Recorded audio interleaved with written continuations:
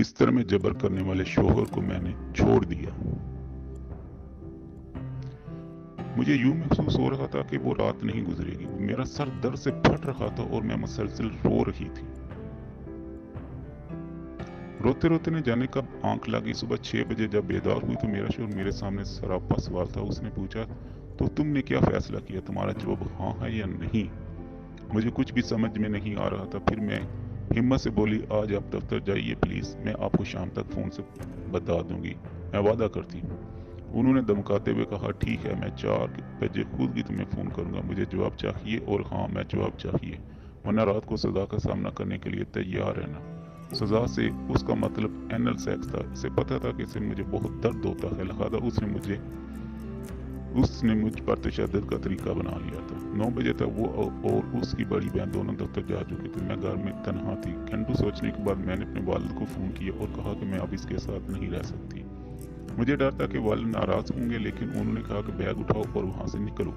मैं अपनी असल असनाद और एक किताब लेकर बस अड्डे की जानिब भागी। अपने शोहर को मैसेज किया कि मेरा जवाब नहीं है, मैं अपने घर जा रही हूँ, और फ़ोन बंद कर दिया।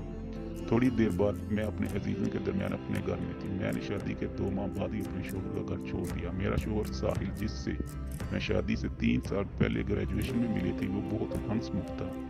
मुझे उसका करीब रहना पसंद आता था और फिर प्यार हो गया। हम घूमने जाते, फ़ोन पर घंटों बातें करते। ज़िंदगी ज़रा ज़्यादा ही मेहरबान नजर आ रही थी, लेकिन ये गुलाबी रोमांस तवील अरसे तक नहीं रहा। रफ्ता रफ्ता मैंने महसूस किया कि ये मसवाद पर मबनी ताल्लुक नहीं जिसकी मुझे ख्वाहिश थी। ये रिश्ता वैसा ही होता जा रहा जैसे मेरी वालदा और वालिद का। फ़र्क सिर्फ ये था कि माँ कुछ नहीं कहती और मैं खामोश नहीं रह सकती। पापा छोटी छोटी चीज़ों पर मम्मी पर चीखते, हाथ उठाते। मम्मी सिर्फ रोती रहती। साहिल से अगर बहस होती तो वो दबका मुक्की पर उतर आता और ज़बरदस्ती करीब आने की कोशिश करता। मैं मना करती तो चीखता चलाता। एक बार उसने मुझसे पूछा, बताओ अगर मैं कभी तुम पर हाथ उठाऊं तो? मैं दंग रह गई। वह मुश्किल अपने गुस्से पर काबू पाते हुए बोले, मैं उसी दिन तुमसे अलग हो जाऊंगी। उसने जट से कहा, इसका मतलब तुम मुझसे मोहब्बत नहीं करती? प्यार में तो कोई शर्त नहीं होनी चाहिए। इसके बाद तकरीबन 1 माह तक हमारी बातचीत बंद रही। आहिस्ता आहिस्ता लड़ाइयाँ बढ़ने लगी। कई बार मैंने रिश्ता ख़त्म करने की कोशिश की, लेकिन हर बार वो माफ़ी मांग लेता। मैं सदा के लिए साहिल से दूर होना चाहती थी, लेकिन न जाने क्यों ऐसा नहीं कर पा रही थी। दरी असला मुझ पर शादी के लिए दबाव डाला जाने लगा। मैं अब टीचर बन गई थी। मैं क्लास में होती और मेरे वालिदैन के फ़ोन आ जाते। हर बार फ़ोन पर एक ही बात होती, शादी के बारे में क्या फ़ैसला किया? साहिल से कर लो, इससे नहीं करनी तो हमारी पसंद के लड़के से कर लो, अपनी 2 छोटी बहनों के बारे में भी सोचो, वगैरह वगैरह। घर में कोई भी गड़बड़ होती, इससे मेरी शादी से जोड़ दिया जाता। माँ की तबीयत इसलिए ख़राब होती क्योंकि मैं शादी नहीं कर रही हूँ। पापा के कारोबार में नुकसान हो रहा हो क्योंकि मैं शादी नहीं कर रही थी।